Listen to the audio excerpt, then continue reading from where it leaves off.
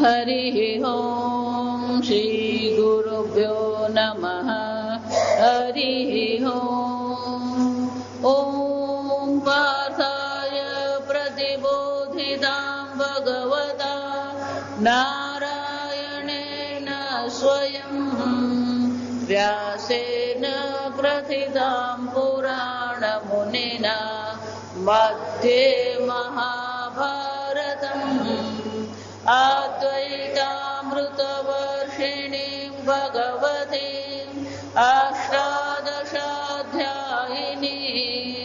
अम्ब त्वामनुसन्दधामि भगवद्गीते भवद्वेषिणीम् नमोऽस्तु ते व्यासविशालबुद्धे फुल्लारविन्दायतपत्रनेत्र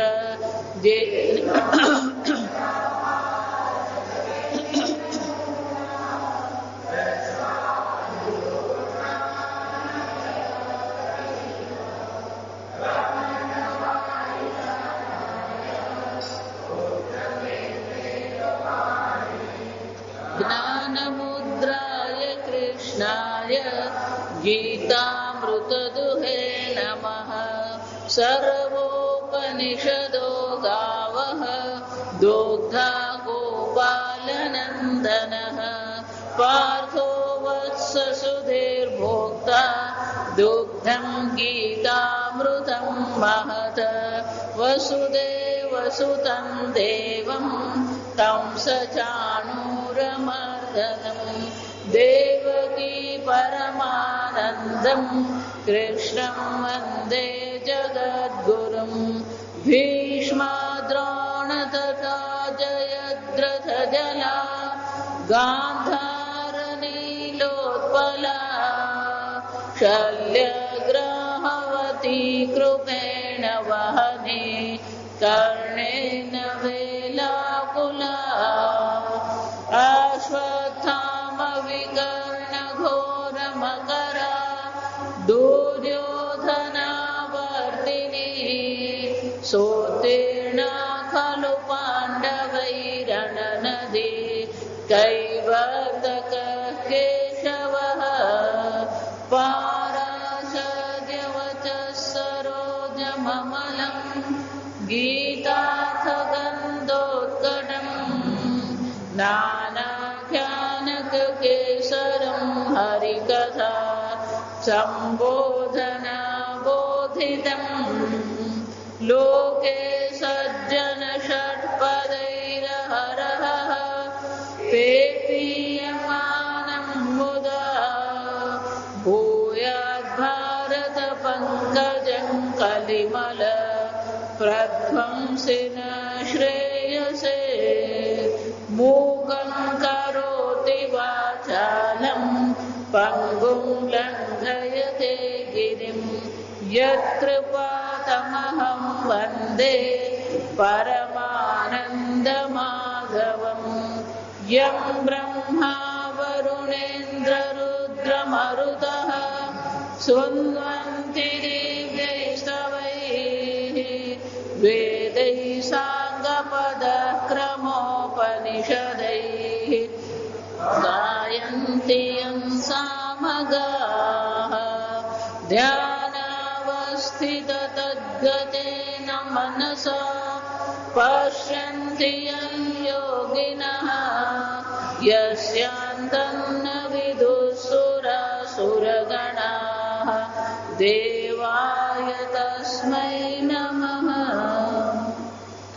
ॐ सहना भवतु सहनौ भुनक्तु सह वीर्यं करवावहै तेजस्विनावधीतमस्तु मा विद्विषावहै। ॐ शान्ति शान्ति शान्ति। ભગવદ્ ગીતાના 18 અધ્યાય છે.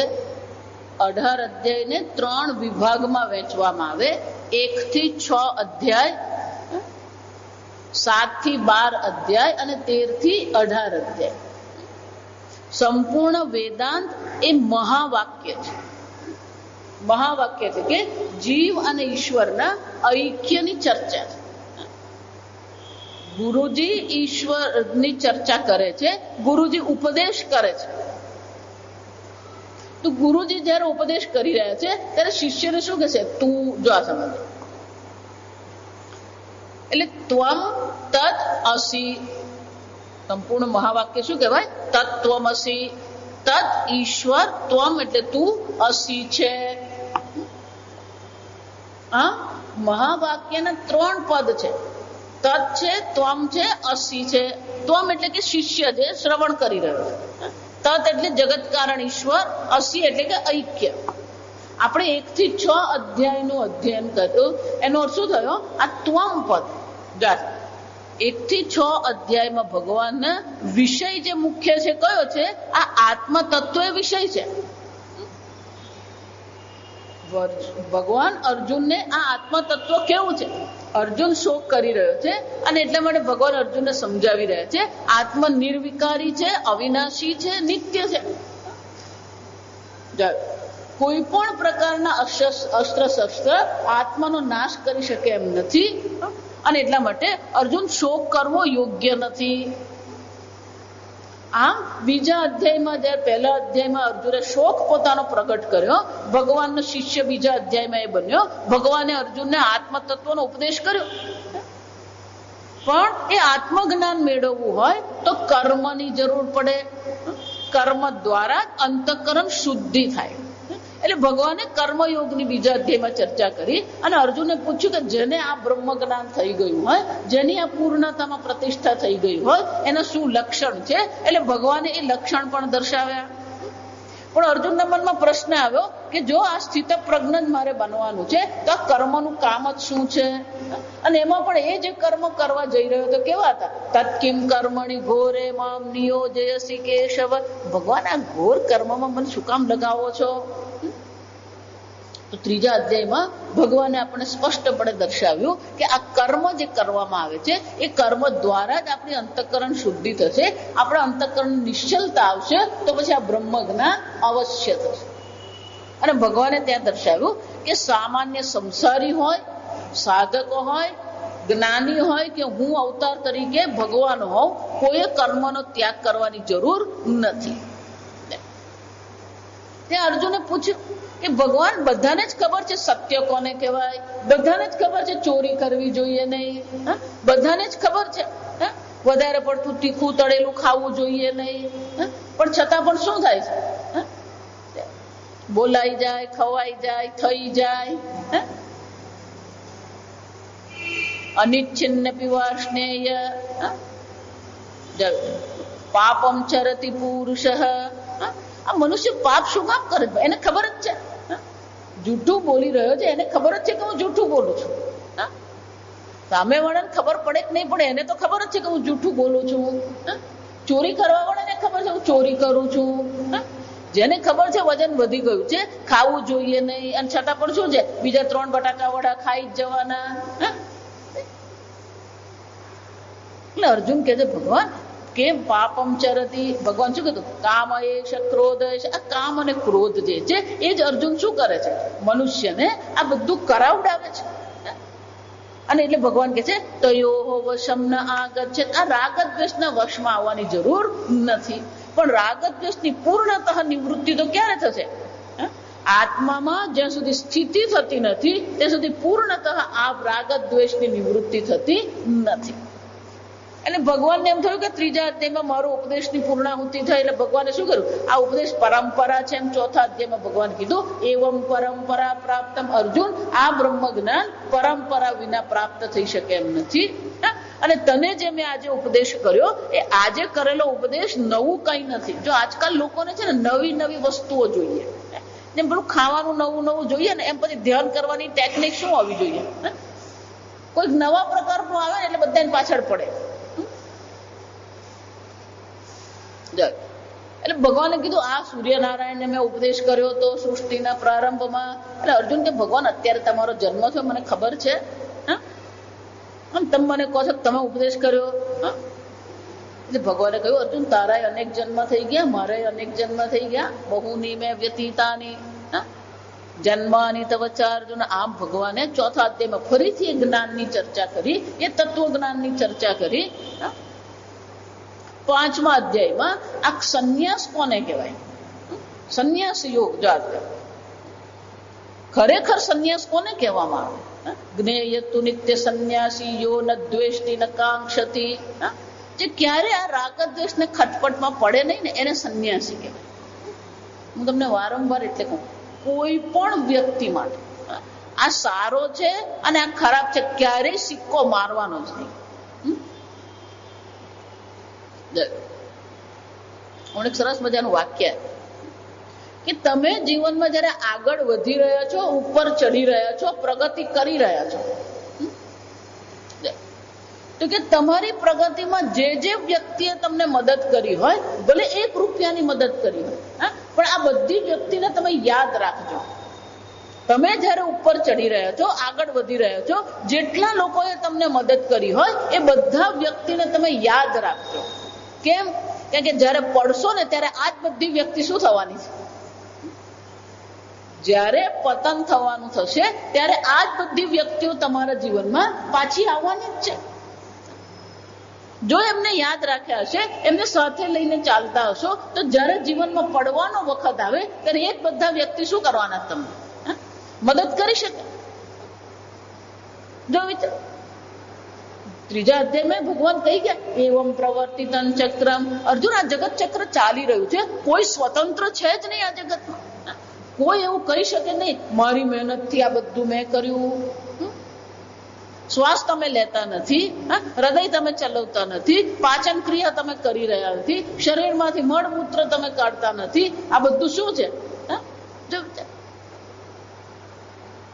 અને છતાં આપણે શું કહીએ? મેં કર્યું. અને જે ભગવાન કહે છે કે અર્જુન, આ સર્વ રાગ દ્વેષમાંથી છૂટવું, આ જે પરતંત્રતા છે. સંન્યાસી એટલે કોણ છે? જે ઈશ્વરને ઓળખીને ચાલે છે અને ક્યારેય કોઈના વિશે કોઈ અભિપ્રાય બાંધતો નથી. સંન્યાસી એ છે કે બિલકુલ અજાણી વ્યક્તિ સાથે પણ બહુ પ્રેમથી વાત કરી શકે. આપણે તો પડોશી નવા એપાર્ટમેન્ટમાં જો રહેવા ગયા હોય ને, એટલે પડોશીની સાથે મિત્રતા બાંધતા 2 વર્ષ થઈ જાય. એટલે ભગવાન કહે છે કે અર્જુન, ફક્ત કર્મનો ત્યાગ કરી નાખીએ, કર્મ છોડી દીધા એટલે સંન્યાસી બનાશે નહીં. સંન્યાસી એ છે જેણે પોતાના આત્માના સ્વરૂપને ઓળખી લીધું છે. અને એટલે ભગવાન ત્યાં શું કહે છે? પશ્યન, શૃણવન, સ્પૃશન, જિગ્રન, અશ્નન, ગચ્છન, સ્વપન, શ્વસન. આ બધી પ્રવૃત્તિઓ થઈ રહી છે. 5 જ્ઞાનેન્દ્રિયની, 5 કર્મેન્દ્રિયની, 5 પ્રાણની, આ બધી પ્રવૃત્તિઓ તો થઈ રહી છે. પણ જે જ્ઞાની છે શું વિચારે છે? નવદ્વારે પૂરે દેહી નૈવ કુર્વન ખારયન. હું કઈ કરતો નથી, હું કઈ કરાવતો નથી. એટલું જ નહીં, ઇન્દ્રિયાણી ઇન્દ્રિયાર્થેભ્યઃ વર્તન્તે. આ ઇન્દ્રિયો ઇન્દ્રિયના વિષયમાં પ્રવૃત્ત થઈ રહ્યા છે, પણ હું કોણ છું? હું કઈ કરતો નથી. ઇતિ મત્વા ન સજ્જતે.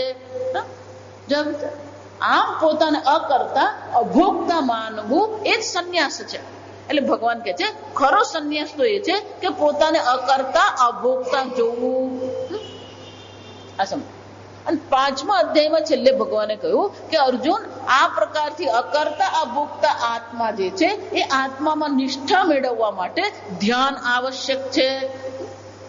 પણ ધ્યાન કરવું હોય તો જો વિચારો, ધ્યાન માટે જે ભગવાને 5મા અધ્યાયમાં 3 શ્લોકમાં દર્શાવી દીધું સંક્ષેપમાં.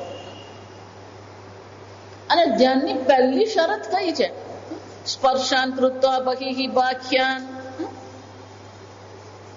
જેટલું બહાર છે ને એને બહાર રાખતા શીખીએ.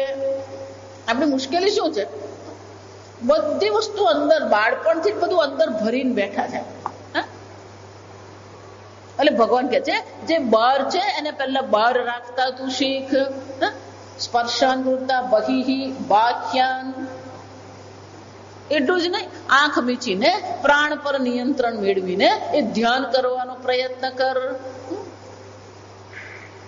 પણ ધ્યાન પણ કરવું હોય એટલે 6થા અધ્યાયમાં ભગવાન કહે છે કે ધ્યાન પણ કરવું હોય તો કર્મયોગ આવશ્યક છે. જેમ બ્રહ્મ જ્ઞાન મેળવવા માટે અંતઃકરણ શુદ્ધિ માટે બ્રહ્મ જ્ઞાન અને અંતઃકરણ શુદ્ધિ માટે જેમ કર્મયોગ આવશ્યક છે, એમ ધ્યાન કરવું હોય તો પણ શાની જરૂર છે? આ કર્મયોગની જરૂર છે. અને એટલા માટે અર્જુને પ્રશ્ન પૂછ્યો નથી, ભગવાન સ્વયં આ ધ્યાનની ચર્ચા શરૂ કરે છે. અનાશ્રિત કર્મ કાર્યમ કર્મ કરોતિ યહ. કર્મ પર આપણે સુખનો ભાર મૂકવાની જરૂર નથી.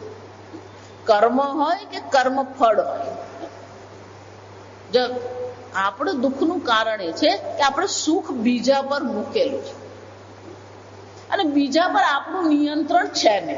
જોવા જેવું છે.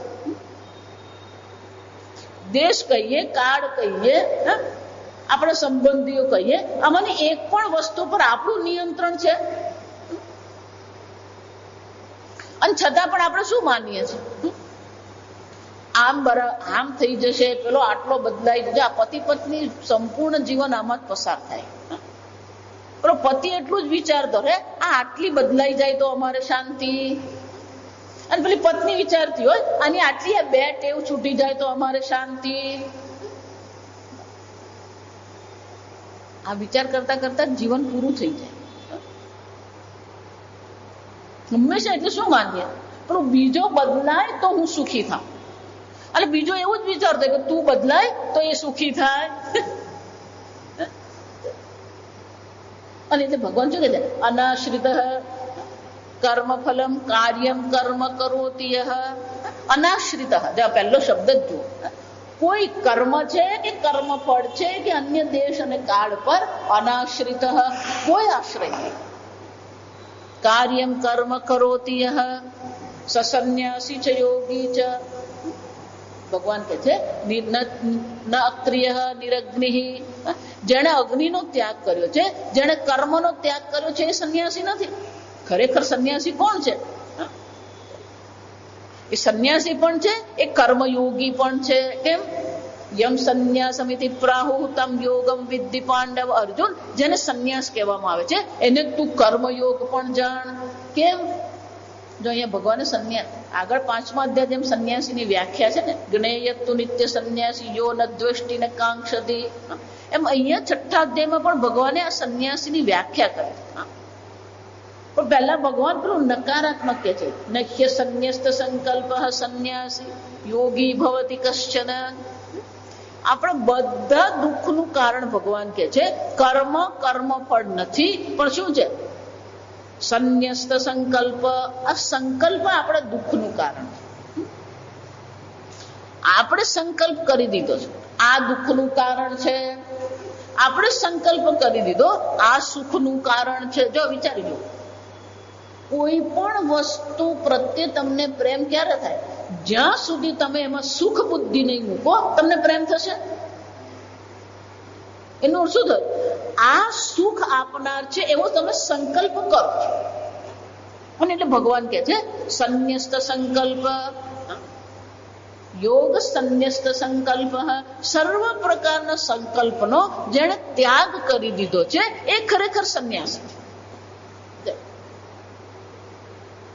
અને એટલે ભગવાન કહે છે જેણે આ સુખ દુઃખ બુદ્ધિનો ત્યાગ કર્યો નથી, એ સંકલ્પનો જેણે ત્યાગ કર્યો નથી, ખરેખર એ શું છે? એ સંન્યાસી નથી, એ યોગી પણ નથી. પણ જેણે આ પ્રકારથી સંન્યાસી બનવું છે, અકર્તા અભોક્તા આત્માને ઓળખવું છે, જેને આ પ્રકારથી ધ્યાન કરવું છે, એના માટે શું છે? આરુરુક્ષુર્મુનો યોગમ આરુરુક્ષુહુ.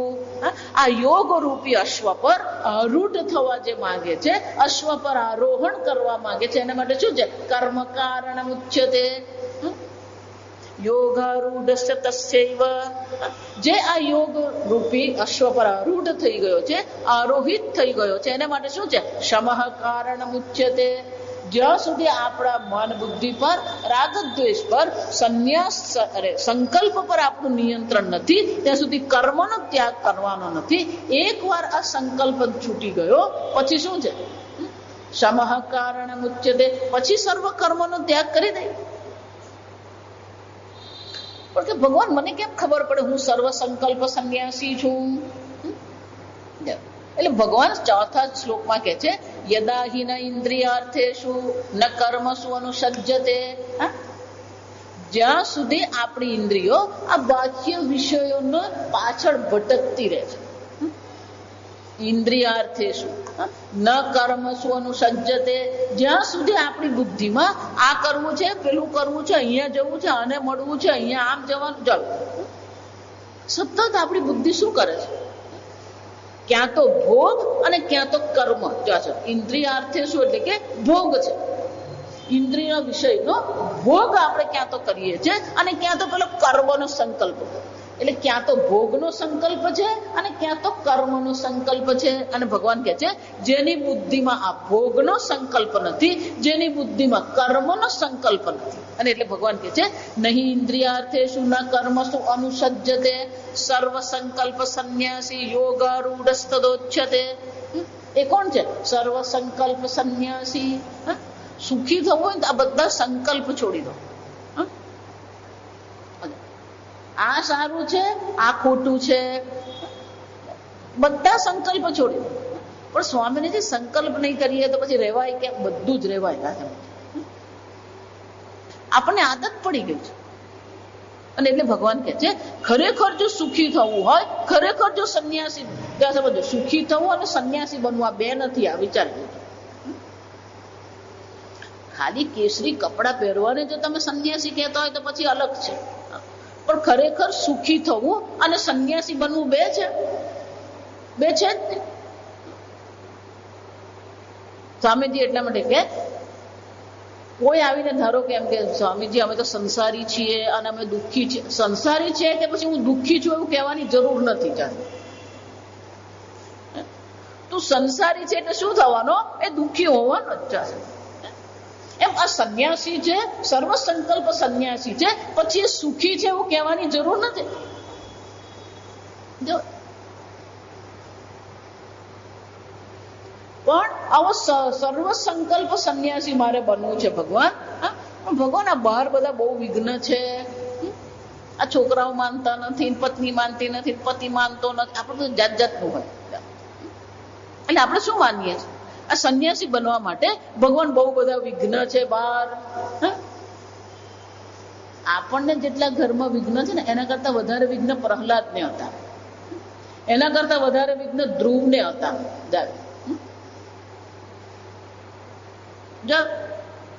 ધ્રુવે 6 મહિના જે તપશ્ચર્યા કરી એવી તપશ્ચર્યા આપણે કરીએ છીએ. 1 મહિનો શું છે?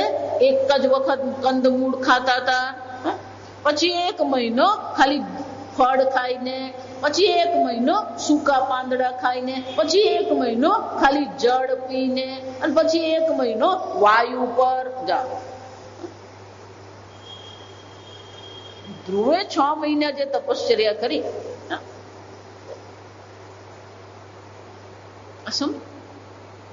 અને એટલે આપણે એવું માનીએ છીએ ભગવાન.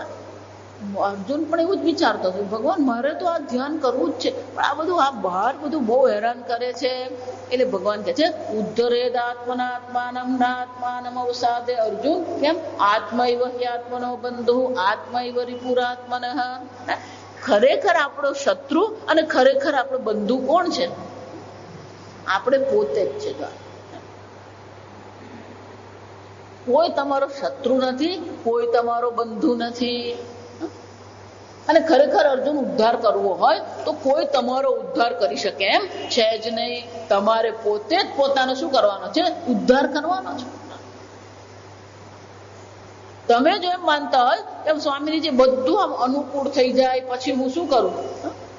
બ્રહ્મ જ્ઞાન પ્રાપ્ત કરું. કોઈને અનુકૂળ નહીં. રામ ભગવાનને કશું અનુકૂળ નહીં હતું અને કૃષ્ણ ભગવાનને કશું અનુકૂળ હતું જ નહીં. અને એટલે ભગવાન કહે છે અર્જુન, ખરેખર જે આપણે અંદર આપણું અંતઃકરણ તૈયાર હોવું જોઈએ, તો આ ધ્યાનની પ્રક્રિયા સરળ છે. અને એટલે ભગવાન કહે છે જીતાત્માન પ્રશાંતસ્ય પરમાત્મા સમાહિતઃ શીતોષ્ણ સુખ દુઃખેષુ તથા માન અપમાનયોઃ. ભગવાન એક જ શ્લોકમાં બધું જ કહી દીધું. જીતાત્માન, જીતાત્માન એટલે કે આ કાર્ય કારણ સંઘાત જે દેહ જે છે એના પર પોતાનું નિયંત્રણ છે, પોતાના પર વિજય મેળવ્યો છે. પ્રશાંતસ્ય, જેનું મન શાંત છે. પરમાત્મા સમાહિત, અને એનું મન ક્યાં સમાહિત થયું છે? એ પરમ સચ્ચિદાનંદ બ્રહ્મ આત્મા છે, એમાં જ એનું મન સમાહિત થઈ ગયું છે. પણ આ મનને ત્યાં સમાહિત કરવું હોય તો શું કરવું પડે? શીતોષ્ણ સુખ દુઃખેષુ તથા માન અપમાનયોઃ. ભગવાન કહે છે અર્જુન, આપણા જીવનમાં આ દ્વંદ્વ હોવાના, શીત ઉષ્ણ, સુખ દુઃખ, માન અપમાન. શરીરની દ્રષ્ટિએ શીત અને ઉષ્ણ છે, મનની દ્રષ્ટિએ સુખ અને દુઃખ છે, અને બુદ્ધિની દ્રષ્ટિએ શું છે? માન અને અપમાન છે. અન્યની દ્રષ્ટિએ વિચારીએ તો લાભ અને ગેરલાભ છે. અન્ય વ્યક્તિની દ્રષ્ટિએ વિચારીએ તો શું છે? જય અને પરાજય છે. આપણા જીવનમાં 5 જ દ્વંદ્વ છે. ભગવાન કહે છે આ દ્વંદ્વ પર કેવો છે? કોઈ પણ પ્રકારથી શું છે? કોઈ પણ પ્રકારથી એને દ્વંદ્વમાં એ ક્યારેય વિચલિત થતો નથી. સમાહિત, શીત હોય કે ઉષ્ણ હોય, સુખ હોય કે દુઃખ હોય, એ બધામાં કેવો છે? સમાહિત. જેનું બુદ્ધિ, જેનું મન આ બાહ્ય દ્વંદ્વથી વિચલિત થતું નથી. પણ કેમ વિચલિત થતું નથી? જ્ઞાન વિજ્ઞાન તૃપ્તાત્મા 8મા શ્લોકમાં ભગવાન કહે છે એ કેવો છે? જ્ઞાન અને વિજ્ઞાનમાં કેવો છે? તૃપ્તાત્મા. એની તૃપ્તિ ક્યાં છે? કેરી ખાવામાં કે અથાણા ખાવામાં એની તૃપ્તિ નથી. જો આવા કેરી સિઝન એટલે અથાણા ચાલુ થાય. જ્ઞાન વિજ્ઞાન તૃપ્તાત્મા, આ પરમાત્માનું જ્ઞાન, આ બ્રહ્મ જ્ઞાનમાં જ જેની તૃપ્તિ છે. એટલું નહીં, કૂટસ્થ વિજિતેન્દ્રિય યુક્ત ઇત્યુચ્યતે યોગી. એ કેવો છે? યુક્ત છે. કેમ? સમલોષ્ઠાસ્મ કાંચન. એની સામે ઢેફું પડ્યું હોય, એની સામે પથ્થર પડ્યો હોય કે એની સામે સોનું પડ્યું હોય, એની બુદ્ધિ ક્યારેય શું છે? વિચલિત થતી નથી. એ ઓળખે છે, સોનાને સોના તરીકે ઓળખે છે, પથ્થરને પથ્થર તરીકે ઓળખે જ છે. એને ખબર જ છે કે આ ઢેફું છે ને આ સોનું છે. પણ એને એ બાબતે શું છે? કોઈ પણ પ્રકારનું આકર્ષણ નથી. કોઈ પ્રકારથી એનામાં શું છે? એ વિશેષ બુદ્ધિ કરતો નથી. યુક્ત ઇત્યુચ્યતે, એને જ શું કહેવામાં આવે? યુક્ત છે. આ જગતના પદાર્થો પ્રત્યે એ સમ છે. સમલોષ્ઠાસ્મ કાંચન. એટલું જ નહીં, જો ભગવાન બહુ સરસ કહે છે, જો વિચાર,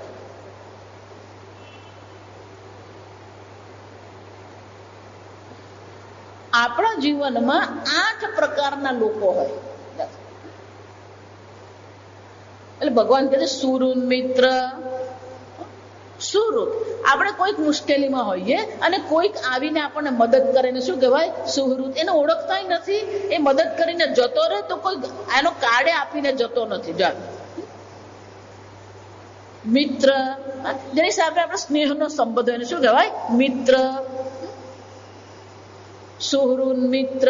અરી, અરી એટલે શત્રુ. શત્રુ એટલે આપણે દ્વેષ કરનાર. ઉદાસીન. ઉદાસીન એટલે કોણ છે? બે પક્ષમાં ક્યારેય કોઈનો પક્ષ લેતો જ નથી. ઉદાસીન. મધ્યસ્થ. મધ્યસ્થ એટલે શું છે? બેની વચ્ચે શું કરી આપે છે? સમાધાન કરાવનાર છે. એને શું કહેવાય? મધ્યસ્થી. આપણે એને મધ્યસ્થી કહીએ ગુજરાતી. દ્વેષ્ય, વગર કારણે દ્વેષ કરે. આપણને જોઈને જ એનું બીપી વધે. દ્વેષ્ય. બંધુ. શું?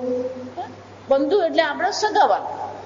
સાધુ શું શાસ્ત્ર અનુસાર જીવન જીવે છે અને સાધુ શું પાપી શું શાસ્ત્ર વિરુદ્ધ પ્રતિષિદ્ધ કર્મ કરનાર. આપણા જીવનમાં આ જેટલા પણ લોકો આપણા જીવનમાં આવે ને એ 8 માંથી 1 હોય આ સમજ. પણ જેને આપણે શત્રુ કહીએ છીએ એ બીજા માટે કદાચ મિત્ર હોય. જેને આપણે સંબંધી કહીએ છીએ એ બીજાને માટે કદાચ સુહૃદ પણ હોય. એટલે એક જ વ્યક્તિમાં શું હોવાનું? 8 વસ્તુ હોવાની. કેટલીક બાબતમાં આપણે મધ્યસ્થી બનીએ, કેટલીક બાબતમાં આપણે ઉદાસી થઈ જઈએ, કેટલીક બાબતમાં આપણા મનમાં દ્વેષ હોવાનો. એવું માનવાનું નહીં કે કોઈના પ્રત્યે દ્વેષ થાય જ નહીં. એટલે આટલા લોકોને આપણે મળીએ એમ નહીં, આપણી અંદર પણ શું છે? 8 પ્રકારના જ વ્યક્તિત્વ છે. પણ આવા લોકોના સંપર્કમાં આવે ત્યારે પણ શું છે? સમબુદ્ધિ વિશિષ્યતે. બુદ્ધિ હોય, વીટી હોય, ઘરેણા હોય, કોઈ પણ હોય, સમબુદ્ધિ. વીટી કહીએ કે હાર કહીએ, બુટ્ટી કહીએ કે કંગન કહીએ, નામરૂપ અનેક છે, ઉપયોગિતા પણ અનેક છે, પણ એ બધાનું એક તત્વ છે. કયું છે? સોનું. એમ સમબુદ્ધિ એટલે કે સર્વમાં એક અદ્વિતીય બ્રહ્મ માત્ર છે એ દર્શન કરનાર છે. એનું નામ ભગવાને શું કહ્યું? સમબુદ્ધિ. અર્જુન આ સર્વમાં જે સમ બ્રહ્મના દર્શન કરે છે. જો એટલે વારંવાર તમને કહું કે ભલે આપણે એમ કે આ સદામ હુસેન છે, પણ એનો આત્મા પણ કોણ છે? બ્રહ્મ જ છે. એનો આત્મા સચ્ચિદાનંદ બ્રહ્મ જ છે. જેને તમે શત્રુ કહી રહ્યા છો એ શત્રુનો આત્મા પણ છેવટે કોણ છે? સચ્ચિદાનંદ બ્રહ્મ જ છે. ભલે આપણને ડુક્કરને જોઈને ચિત્રી ચડતી હોય, પણ ડુક્કરનો આત્મા પણ કોણ છે? અને આપણને ખબર જ નથી. પૂર્વજન્મમાં આપણે 1-2 વાર ડુક્કર બની આવ્યા હોય. કઈક એવા પાપ કર્મ કર્યા હોય તો એ યોની ભોગવવી પડે આપણે. પણ આ બધાનું જે અધિષ્ઠાન છે એ તો કોણ છે? સચ્ચિદાનંદ બ્રહ્મ માત્ર છે. એટલે ભગવાન કહે છે જે આ પ્રકારથી અનેકતા અને વિવિધતા જે છે, વિરોધ જે છે, એ સર્વમાં શું છે? એક જ સમબુદ્ધિ એટલે કે એક અદ્વિતીય તત્વના દર્શન કરે છે. એને સમબુદ્ધિ કહેવામાં આવે. પણ ભગવાન આ સમબુદ્ધિ જે બ્રહ્મ જે છે એ બ્રહ્મનું મારે ચિંતન કરવું છે, ધ્યાન કરવું છે. તો ભગવાન શું કહે છે? યોગી યુંજીત સતતમ આત્માનમ રહસી સ્થિત. બ્રહ્મ ચિંતન કરવું હોય એકાકી, એકાંતની જરૂર છે. એકાંતમાં બેસીને શું કર્યું? રહસી સ્થિત. અને ત્યાં એ સ્થાન જે છે એ સ્થાન આપણે જયારે નક્કી કરીએ તો સ્નાન કેવું હોવું જોઈએ? સ્થાન કેવું છે? શુચૌ દેશે પ્રતિષ્ઠાપ્ય સ્થિરમાસનમાત્મનઃ નાત્યુચ્છિદમ નાતિ નીચમ ચૈલાજન કુશોત્તરમ. પહેલું તો એ સ્થાન કેવું હોવું જોઈએ? પવિત્ર હોવું. શુચિ એટલે પવિત્ર. જો એટલે કહું આપણે માનતા સ્ટોરરૂમના ખૂણામાં મંદિર મૂકવું, ત્યાં બેસીને ધ્યાન કરવું, ત્યાં બેસીને પાપડના ને અનાજ પાણીનું ચિંતન થાય. એ ભગવાનનું ચિંતન નહીં થાય. કેમ? અરે આ ચોખા જોવાના રહી ગયા આજે, આ પાપડ હવે પૂરા થવા આવે, આ પાપડનો ઓર્ડર કરવાનો છે, પાપડ બનાવવાના છે.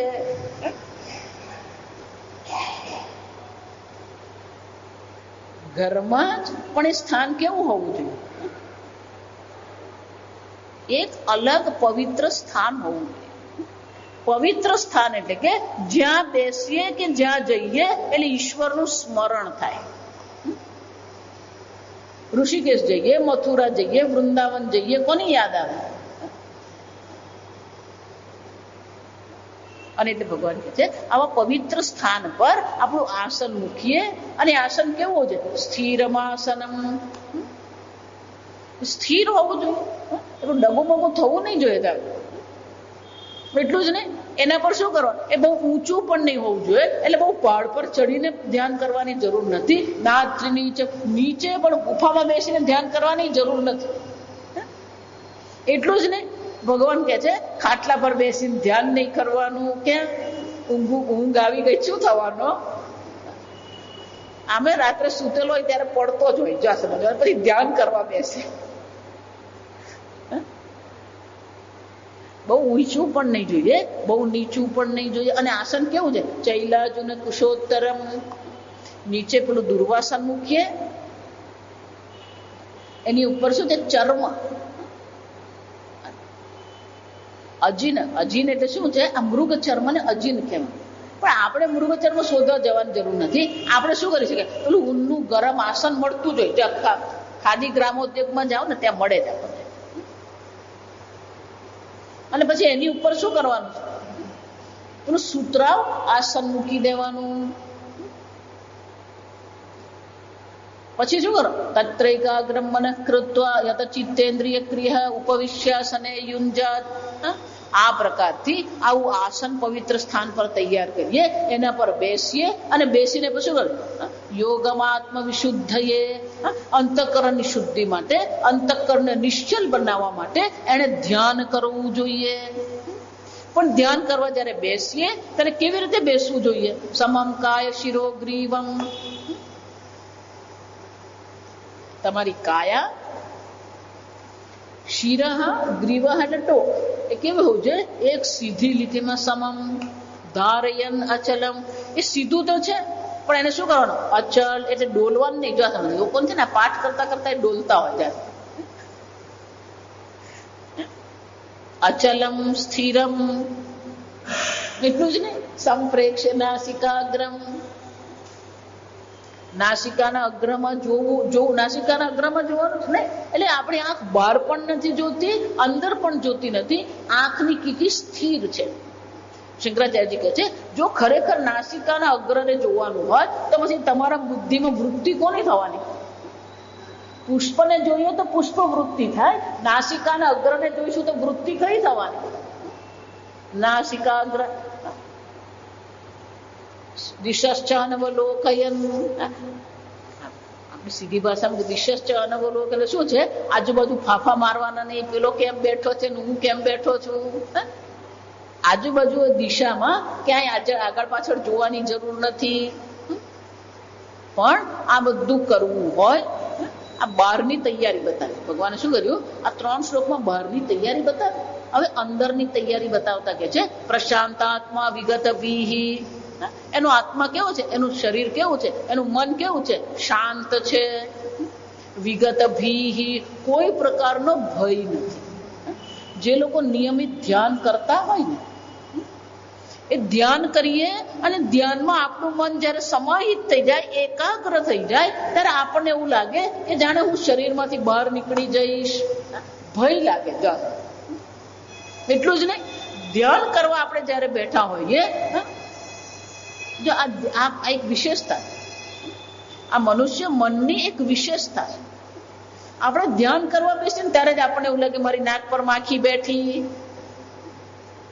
કોઈ માખી હોય જ નહીં.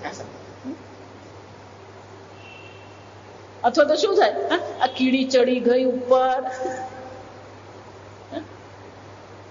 ભગવાન વિગત ભીહી એટલા માટે કહે છે કે આવો જીવ જંતુનો કોઈ ભય નહીં હોવો જોઈએ, અથવા તો આ શરીરમાંથી હું નીકળી જઈશ એવો કોઈ ભય આપણે મનમાં રાખવાની જરૂર નથી. બીજું, એ વખતે એકાકી રહસ્ય સ્થિત કીધું ને ભગવાન. એકલો સ્થિત ક્યાં છે? રહસ્ય, એકાંત રહસ્યમય જગ્યામાં, એકાંત સ્થાન પર એ રહે છે. તો ત્યાં શું હોવાનું? જંગલમાં જો એ રહેતો હોય, એકાંતમાં રહેતો હોય, તો પછી ત્યાં શું થવાનું? જીવ જંતુ છે, પશુ પક્ષી છે, રાણી પશુઓ જે છે, આ રાણી પશુનો પણ શું થાય? ભય રહે આપણને.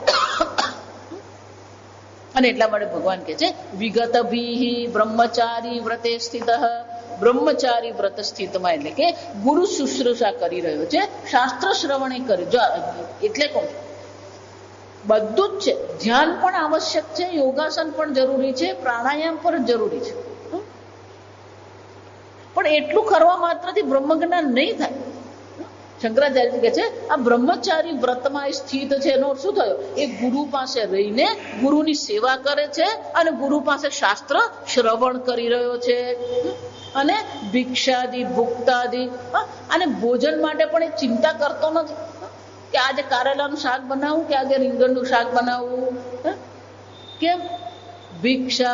ભિક્ષા ભુક્ત્યાદિ, ભિક્ષામાં જે ઉપલબ્ધ થાય એ ભોજન એ કરી લે છે. એટલું નહીં, મનસ્સંયમ મચ્ચિત્ત, અર્જુન એનું મન ક્યાં લાગ્યું છે? મચ્ચિત્ત, એ પરમાત્મામાં એનું મન સમર્પિત થઈ ગયું છે.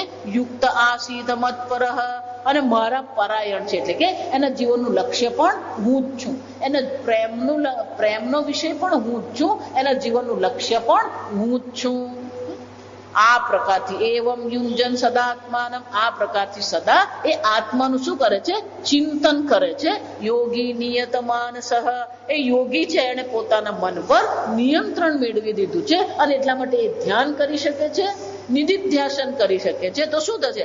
શાંતિ નિર્વાણમ પરમમ મત સંસ્થામાંથી ગચ્છતિ. અર્જુન એને અવશ્ય આ આત્મજ્ઞાનમાં એનું સંસ્થામ એટલે કે પરમાત્મામાં સ્થિતિ અવશ્ય થઈ જાય છે. અને એકવાર પરમાત્મામાં એની સ્થિતિ થઈ ગઈ, પરમામ શાંતિમ, પરમ શાંતિની એને અનુભૂતિ થઈ જાય છે. પણ આ પ્રકારથી ધ્યાન કરવું હોય તો રોજ બરોજનું આપણું દૈનિક જીવન કેવું હોવું જોઈએ એ ભગવાન આપણને દર્શાવે છે. ભગવાન કે છે જે બહુ ખાનારો છે, જે નથી ખાતો, જે બહુ ઊંઘવા વાળો છે, જે બિલકુલ ઊંઘતો જ નથી, અને જે અનેક પ્રકારના કર્મ કરવા વાળો છે, શું છે? ન યોગ અસ્તિ, એ આ ધ્યાન યોગ કરી શકે એમ નથી. તો કે ભગવાન ધ્યાન યોગ કોણ કરી શકે? યુક્તાહાર વિહારસ્ય, જેને ભોજન પણ યુક્ત છે. આહાર એટલે કે 5 ઇન્દ્રિયો દ્વારા જે વિષયો ગ્રહણ કરવામાં આવે છે એ વિષયો કેવા છે? યુક્ત છે, પ્રમાણસર છે. આ પ્રમાણસર ભગવાન એટલા માટે કહે છે કારણ કે દરેકના ભોજનની માત્રા અલગ હોવાની. કોઈ પેલો 4 રોટલી ખાતો હોય અને પેલો બીજો 2 રોટલીમાં એનું પેટ ભરાઈ જતું. એટલે દરેકે પોતાનો આહાર, પોતાનો વિહાર. કોઈ પેલો 20 માઇલ ચાલે ને કોઈ વાંધો નહીં આવે, અને આપણે અડધો માઇલ ચાલીએ ને એટલે પગ દુખવા માંડે. એટલે કે આપણો આહાર છે, આપણું વિહાર છે, બધું શું છે? આપણું શરીર, મન, ઇન્દ્રિયોના પ્રમાણમાં હોવું જોઈએ, સપ્રમાણ હોવું. યુક્તાહાર વિહારસ્ય યુક્ત ચેષ્ટસ્ય કર્મસુ, આ કર્મમાં પણ શું હોવું જોઈએ? પ્રમાણસર હોવું. કેટલાક લોકોને એવું હોય કે આખો દિવસ કામ કરે ને તો એ થાક્યો નહીં હોય, અને આપણે 5 મહેમાન આવ્યા હોય, મહેમાનની સાથે બેસવાનું, મહેમાન સાથે વાતો કરવાની, મહેમાનને ભોજન આપવાનું, એમાં શું થઈ જઈએ આપણે? સાંજ સુધીમાં તો ઢીલા ઢસ થઈ જઈએ. એટલે ભગવાન કહે છે આપણું જે સામર્થ્ય છે એને અનુરૂપ આપણે કર્મ કરીએ. એટલું જ નહીં, યુક્ત સ્વપ્નાવબોધ છે, આપણી ઊંઘ, આપણું જાગવું પણ શું હોવું જોઈએ? પ્રમાણસર. કોઈને 6 કલાકની જ ઊંઘ જરૂર પડે. નરેન્દ્રભાઈ મોદી જયારે અમેરિકા ગયા, પેલા ઓબામાએ કીધું કે તમે 6 કલાક જ ઊંઘો છો, 18 કલાક કામ કરો છો કેવી રીતે? જાવ. અને એ ગયા ત્યારે પેલા નવરાત્રીના ઉપવાસ ચાલતા હતા, એટલે ખાલી પાણી જ પીતા હતા. એટલે ઓબામા કહે તું તમે 18 કલાક કામ કરો ને ખાલી પાણી પીઓ છો, આ શક્તિ તમને મળે ક્યાંથી? એ આપણું ગુજરાતીની કહેવત છે, લાંબો સાથે ટૂંકો જાય, મરે નહીં તો માંદો થાય. દરેકનું એક પ્રમાણ છે. ભોજનનું પ્રમાણ, ઊંઘનું પ્રમાણ, જાગવાનું પ્રમાણ, કર્મનું પ્રમાણ. આપણું વ્યક્તિત્વ કેવું છે, આપણને શું આવશ્યક છે એ આપણે કરવું જોઈએ. અને એટલે ભગવાન કહે છે યદા વિનિયતમ ચિત્તમ આત્મની એવ અવતિષ્ઠતે, જ્યારે આ પ્રકારથી મન શાંત થઈ ગયું છે, એનું વ્યક્તિત્વ પણ શાંત છે, જ્યારે એનું મન આ પ્રકારથી આત્મામાં શું થઈ જાય છે? એવ અવતિષ્ઠતે, એની આત્મામાં સ્થિતિ થઈ જાય છે. ત્યારે શું થશે? નિસ્પૃહ સર્વ કામેભ્ય, સર્વ પ્રકારની કામનાઓ, સર્વ પ્રકારના વિષયોમાંથી કેવો થઈ જશે? નિસ્પૃહ, કોઈ સ્પૃહા, કોઈ તૃષ્ણાના મનમાં નથી. યુક્ત ઇત્યુચ્યતે યોગી, આવા યોગીને અર્જુન યુક્ત કહેવામાં આવે. અને એનું મન કેવું છે? એ જયારે ધ્યાન કરી રહ્યો છે ત્યારે એનું મન કેવું છે? યથા દીપ નિવાતસ્થ, નિવાત, નિવાત એટલે વાત એટલે વાયુ, નિવાતસ્થ એટલે શું છે? જ્યાં વાયુ જ્યાં વહી રહ્યો નથી, શાંત છે. ત્યાં પેલો દીવો મૂકવામાં આવે તો દીવાની જે જ્યોત છે કેવી છે? ન ઇંગતે, એ હલન ચલન કરતી નથી, ધ્રુજતી નથી, એમાં કોઈ કંપન નથી. યોગિનઃ યત ચિત્તસ્ય, જેણે પોતાના ચિત્ત પર નિયંત્રણ મેળવ્યું છે એવું યોગીનું મન પણ કેવું છે? આત્માનઃ યુંજત, આત્મામાં જ એનું મન સ્થિર થઈ ગયું છે. તો કે સ્થિર થઈ જો, એટલા માટે આ દીવાની જ્યોતનું દ્રષ્ટાંત ભગવાન કેમ આપે છે? ભલે જ્યોત તમને સ્થિર લાગે છે, એટલે બાહ્ય દ્રષ્ટિએ કેવી છે? ન ઇંગતે, કોઈ પ્રકારનું ધ્રુજારી, કોઈ પ્રકારનું કંપન એમાં નથી. પણ છતાં પણ એ દીવાની જ્યોતમાં શું થતું રહે છે? નવું નવું ઘી આવતું જાય છે અને નવી નવી જ્યોત થતી રહે છે. એટલે એક પ્રવાહ છે. ભલે આપણને એ પ્રવાહ દેખાતો નથી, પણ ત્યાં શું છે? પ્રવાહ રહેલો જ છે. પણ છતાં કેવી છે? એ સ્થિર છે. એમ એનું યોગીનું મન પણ કેવું છે? સતત પેલું આત્માનું ચિંતન કરી રહ્યો છે. હું પૂર્ણ છું. એટલે વૃત્તિનો પ્રવાહ તો ચાલી રહ્યો છે, પણ મન કેવું છે? શાંત છે. શરીર કેવું છે? સ્થિર છે. ઇન્દ્રિયો કેવી છે? શાંત છે. એટલે બાહ્ય દ્રષ્ટિએ વિચારીએ તો કેવો લાગે છે? સ્થિર અને શાંત છે. પણ અંતરથી શું થઈ રહ્યું છે? યુંજીત યોગી આત્માનમ, એ આત્માનું ચિંતન કરે છે. વૃત્તિ જેમ પેલી દીવામાં જ્યોતનો પ્રવાહ જેમ ચાલી રહ્યો છે, એમ એના મનમાં પણ શું થઈ રહ્યું છે? આત્મચિંતનનો પ્રવાહ ચાલી જ રહ્યો છે.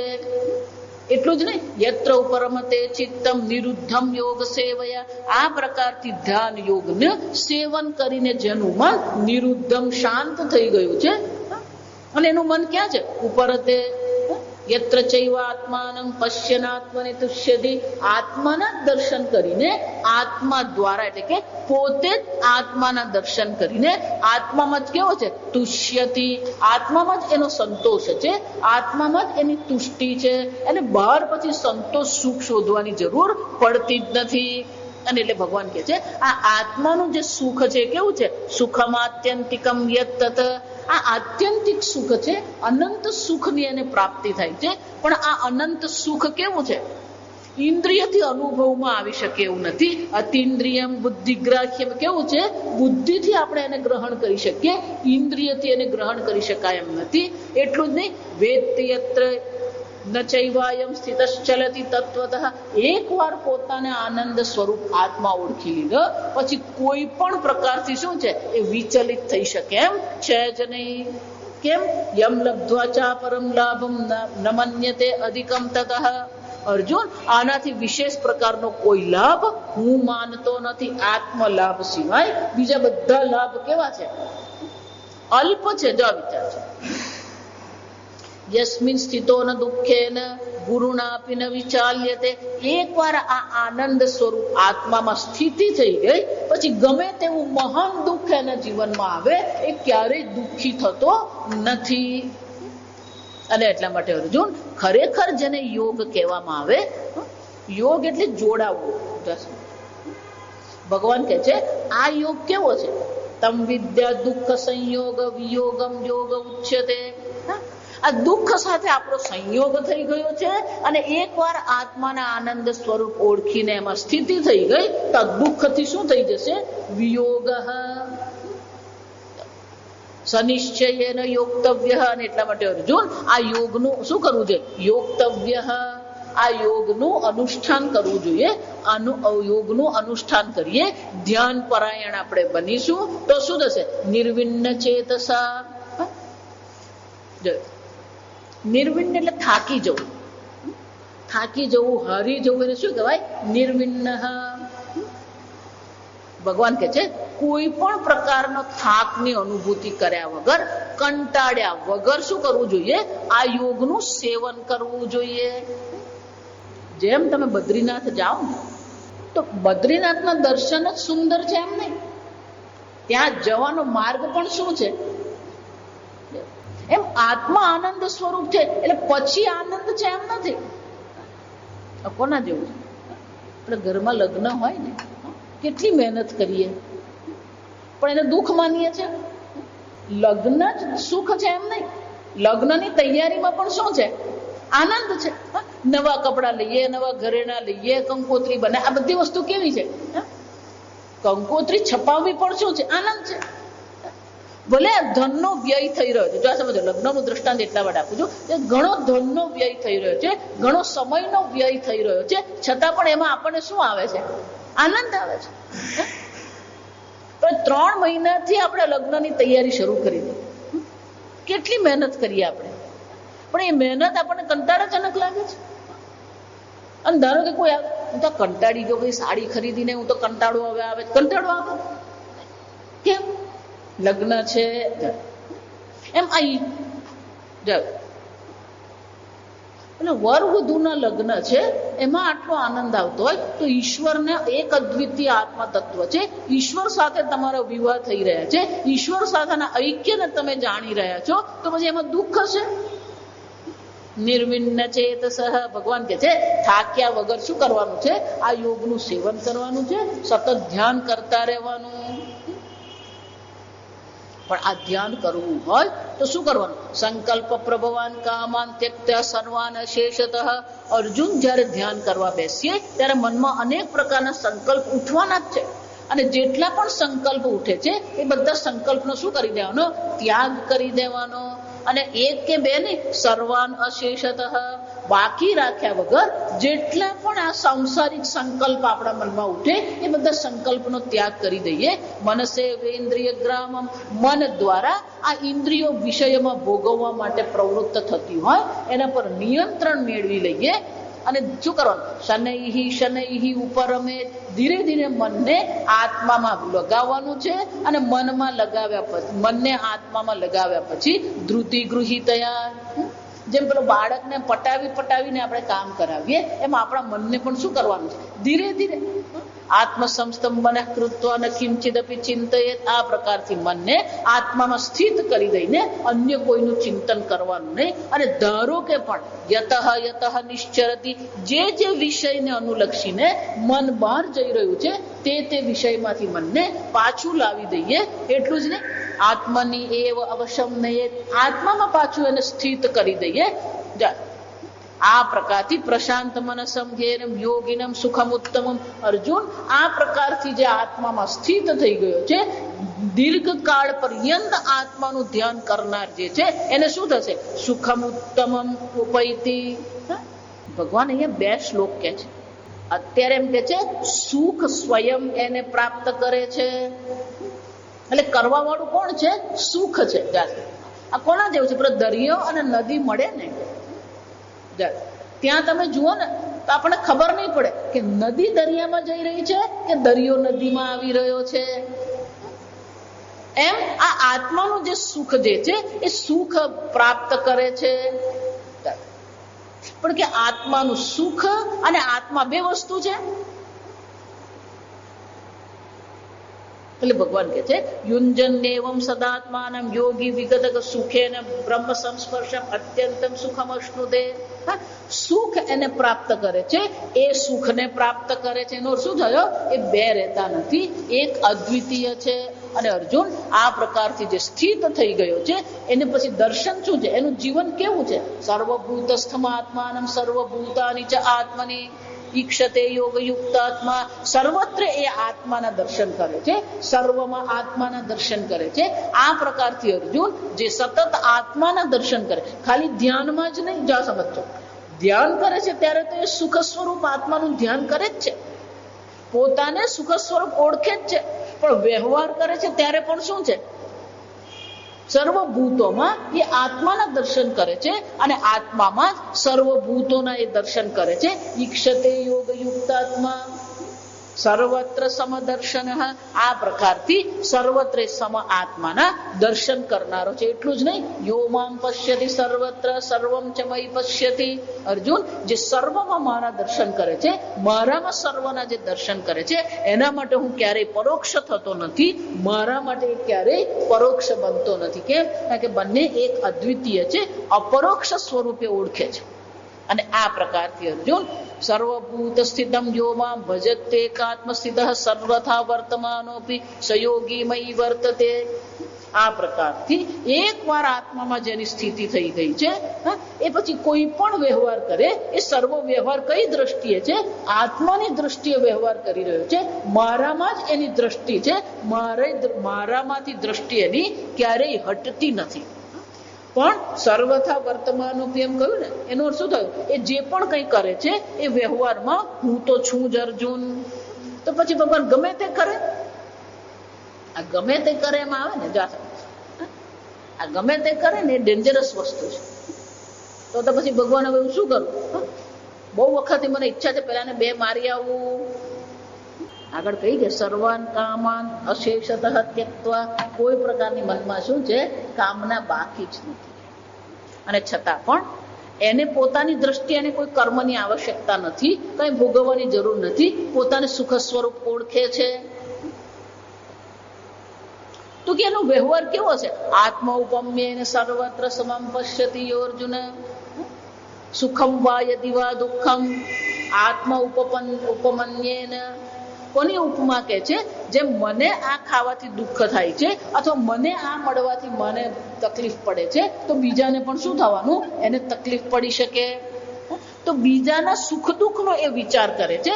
જેમ મારા શરીર મન બુદ્ધિમાં કેટલાક સુખ દુઃખના વિચારો છે, એમ એના શરીર મન બુદ્ધિમાં પણ શું હોવાનું? સુખ અને દુઃખનો અનુભવ છે. અને એટલા માટે બીજાના સુખ દુઃખનો વિચાર કરીને જે પોતાનું જીવન જીવી રહ્યો છે એ ખરેખર શ્રેષ્ઠ યોગી છે. એટલું જ નહીં, આત્મા ઉપપન્નને 2 અર્થ છે, આપણે જોયા છે બંને. એક આત્મા એટલે શરીર, બીજો અર્થ કયો છે? સચ્ચિદાનંદ બ્રહ્મ.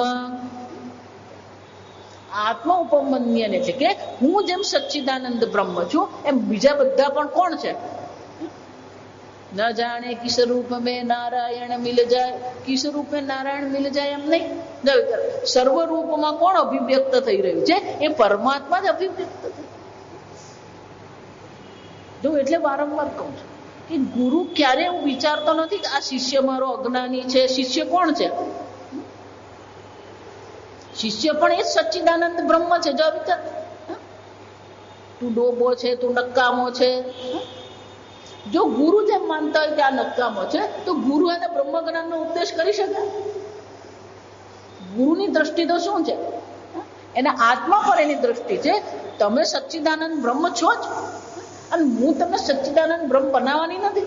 મારે તો તમને શું કરવાનું છે? તમે સચ્ચિદાનંદ બ્રહ્મ છો એ ઓળખાણ જ કરાવવાની છે. જેમ હું સચ્ચિદાનંદ બ્રહ્મ છું એમ અન્ય પણ કોણ છે? એ જ સચ્ચિદાનંદ બ્રહ્મ. અને બ્રહ્મ સ્વયં અસંગ છે, અસ્પર્શ છે. અને એટલા માટે શું થવાનું? ભલે ઉપાધિ ગમે તે હોય, જા વિચારજો, ઉપાધિ ગમે તે હોય પણ સચ્ચિદાનંદ બ્રહ્મમાં કોઈ વધઘટ થવાની છે નહીં. અને ભગવાન એટલે આગળ કહે છે યોયમ, અને આ પ્રકારથી ભગવાન કહે છે એ સર્વત્ર સમબુદ્ધિથી આત્મચિંતન કરતો રહે છે. અને સર્વત્ર એ બ્રહ્મના દર્શન કરનારો છે. એટલે અર્જુનને પ્રશ્ન થયો, ભગવાન યોયમ યોગસ્ત્વયા પ્રોક્ત. ભગવાન તમે જે આ સમબુદ્ધિની ચર્ચા કરી, તમે જે આ સમદર્શનની ચર્ચા કરી, એ મને તો કેવું લાગે છે? ચંચલવત સિદ્ધિમ સ્થિરામ એતસ્યાહમ ન પશ્યમ. ભગવાન મને તો આ બહુ અઘરું લાગે છે. કેમ? વાયુરેવ સુદુષ્કરમ. જેમ પેલો વાયુને પકડવું અઘરું છે, એમ મારા મનને પણ પકડવું કેવું છે? અઘરું છે. કેમ? ચંચલમ હિ મને કૃષ્ણ પ્રમાથી બલવદ દ્રઢમ. ભગવાન મારું મન ચંચળ છે, પ્રમાથી છે, દ્રઢ છે, અને કેવું છે? બલવદ, બળવાન છે. ભગવાન ઉત્તર આપતા કે છે અર્જુન એમાં કઈ નવું તે કીધું જ નથી. અસંશયમ. આ મન ચંચળ છે એમાં કોઈ સંશય નથી. અસ્થિર છે એમાં કોઈ સંશય નથી. પણ શું છે? અભ્યાસેન તુ કૌંતેય વૈરાગ્યેન ચ ગૃહ્યતે. અર્જુન, અભ્યાસ દ્વારા અને વૈરાગ્ય દ્વારા આ મન પર આપણે નિયંત્રણ મેળવી શકીએ, મનને શાંત અવશ્ય કરી શકીએ છે. પણ જેણે પોતાના દેહ મન બુદ્ધિ પર નિયંત્રણ મેળવ્યું નથી એ પોતાના મનને શાંત કરી શકે એમ છે જ નહીં. એટલે ભગવાન કહે છે અસંયતાત્મના વશ્યાત્મના તુ યતતા. જે પ્રયત્ન પૂર્વક વશ્યાત્મા એટલે કે જેણે પોતાના મન પર વશ એટલે કે વશી કર્યું, પોતાના વશમાં કરી લીધું છે, એને માટે આ ધ્યાન યોગ શક્ય બને છે. જેણે પોતાના વશમાં કર્યું નથી એને માટે આ ધ્યાન શક્ય જ નથી. એટલે અર્જુન બીજો પ્રશ્ન કરે છે, આ જોઈ ગયા વખતે કે ભગવાન આ બધું બરાબર છે. ધારો કે કોઈ ધ્યાન કરી રહ્યો છે, સંન્યાસી છે, શાસ્ત્ર શ્રવણ કરી રહ્યો છે, પણ એના પ્રયત્ન જરા ટૂંકા પડે છે. અયતિહિ શ્રદ્ધાવાન તો છે, પણ જરાક પ્રયત્ન એના ટૂંકા પડી રહ્યા છે. અને ધારો કે મૃત્યુ આવીને ઊભું રહી ગયું, અપ્રાપ્ય યોગ સંસિદ્ધિ, ધારો કે ભગવાન એનું મૃત્યુ આવીને ઊભું રહી ગયું, એનું શું થશે? કામ ગતિમ કૃષ્ણ ગચ્છતિ. જેમ પેલું વિશાળ વાદળ હોય એમાંથી નાનું વાદળ જો અલગ પડી જાય, એ વિચારે કે હું પહેલા હિમાલય પહોંચી જાઉં, પણ નાનું વાદળ જો અલગ પડી ગયું તો એ વાયુના શું થશે? વાયુથી છિન્ન ભિન્ન થઈ જશે. એમ આ એક સમાજનો પ્રવાહ જે છે, એ પ્રવાહથી પેલા એ પોતાને શું કરી દીધો? અલગ પાડી દીધો. કર્મ માર્ગ પણ નથી અને યોગ માર્ગની પ્રાપ્તિ એને થઈ નથી. તો ભગવાન એની ગતિ શું થશે? એટલે ભગવાન શું કહે છે? અને અર્જુન ભગવાનને કહે છે, ભગવાન તમારા જેવો સંશયની નિવૃત્તિ કરનાર બીજું કોઈ છે જ નહીં, કારણ કે એની ગતિ કઈ થશે આપણે કહી શકીએ એમ છે જ નહીં. જો એટલે ગમે એવો સિદ્ધ પુરુષ હોય ને અને ગમે એવી સિદ્ધિ એને મેળવી હોય, પણ આપણો પૂર્વજન્મ શું હતો અને એનો પૂર્વજન્મ શું હતો એને ખબર હોય?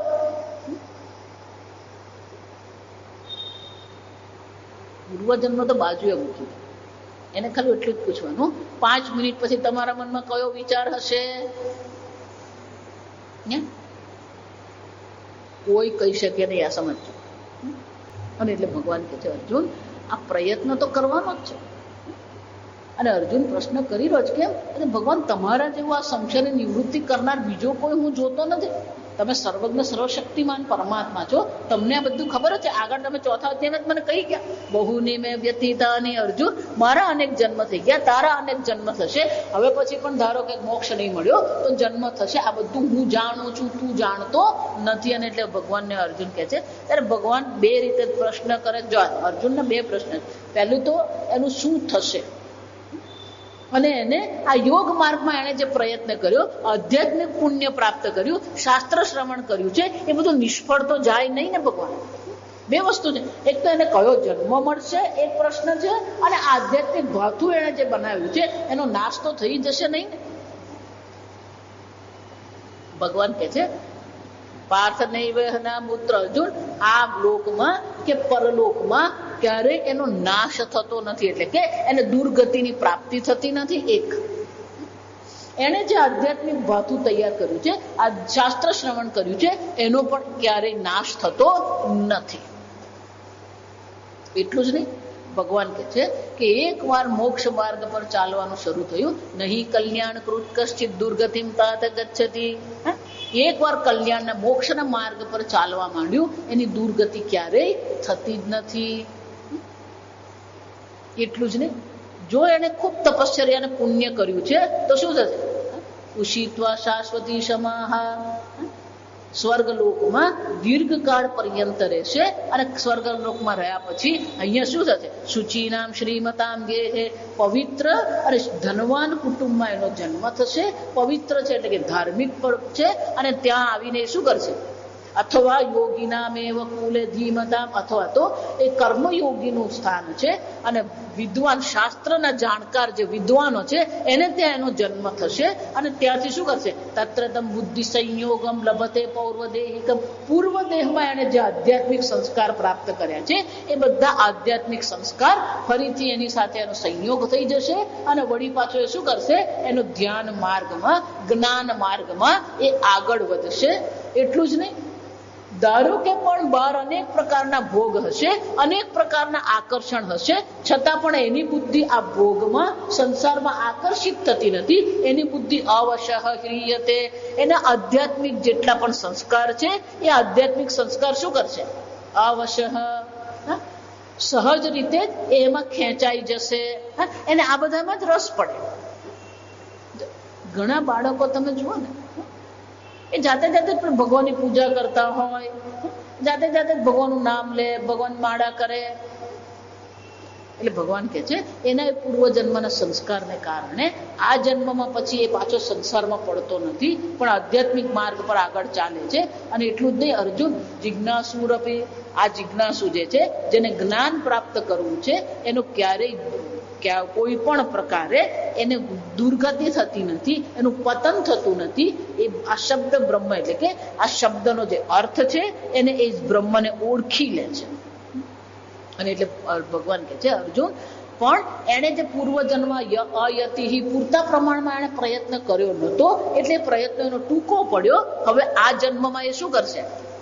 પ્રયત્નાદ્યતમાનસ્તુ, એ ખૂબ પ્રયત્ન કરશે અને પ્રયત્ન પૂર્વક એ ફરીથી એની પોતાની અંતઃકરણની શુદ્ધિ કરશે. જે પણ કઈ જ્ઞાન માર્ગના પ્રતિબંધક છે એની નિવૃત્તિ કરી દેશે.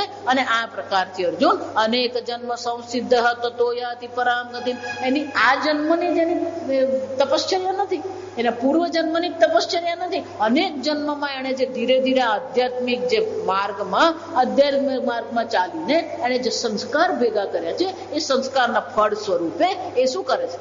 આ બ્રહ્મ જ્ઞાનમાં સ્થિતિ મેળવી લે છે. અને એટલા માટે અર્જુન તપસ્વી જે છે, જ્ઞાની છે કે કર્મ મહાન પુણ્ય કર્મ કરનાર છે, આ બધા કરતા પણ જે ધ્યાન યોગી છે, જે બ્રહ્મ જ્ઞાન પ્રાપ્ત કરવાનો પ્રયત્ન કરે છે, જે બ્રહ્મનું ધ્યાન કરવાનો પ્રયત્ન કરે છે, એ બધા કરતા આ યોગી કોણ છે?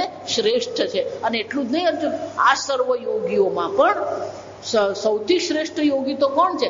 મદગતેના અંતરાત્મા, જેણે પોતાનું મન ઈશ્વરમાં જ સમર્પિત કરી દીધું છે અને શ્રદ્ધાપૂર્વક મારું ભજન કરે છે, એટલે કે મારું ચિંતન કરતો રહે છે. એ જ ખરેખર તો શ્રેષ્ઠ યોગી છે. આમ ભલે એ આત્મચિંતન કરનારો છે, પણ આત્માનું ચિંતન કરતી વખતે પણ આત્મા અને પરમાત્માને એ બે જોતો નથી. આત્મ સ્વરૂપે જે મારું ચિંતન કરે છે, આત્મ સ્વરૂપે જે મારું ધ્યાન કરે છે અર્જુન, એ જ શ્રેષ્ઠ યોગી છે, એવો મારો આ મત છે. કારણ કે આ મનુષ્ય જીવનનું લક્ષ્ય શું છે? ઈશ્વરની પ્રાપ્તિ કરવી, ઈશ્વર સાથેના ઐક્યને ઓળખવું, એ જ આ મનુષ્ય જીવનનું લક્ષ્ય છે.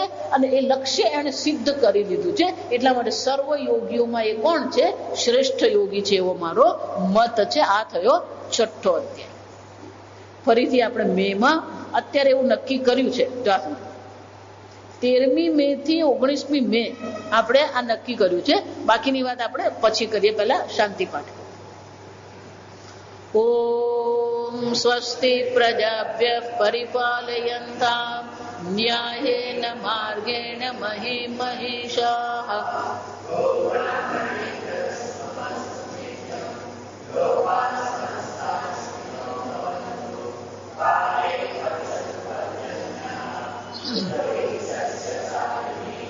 દેશોऽયં ક્ષોભરહિતઃ બ્રાહ્મણા સन्तु નિર્ભયાઃ.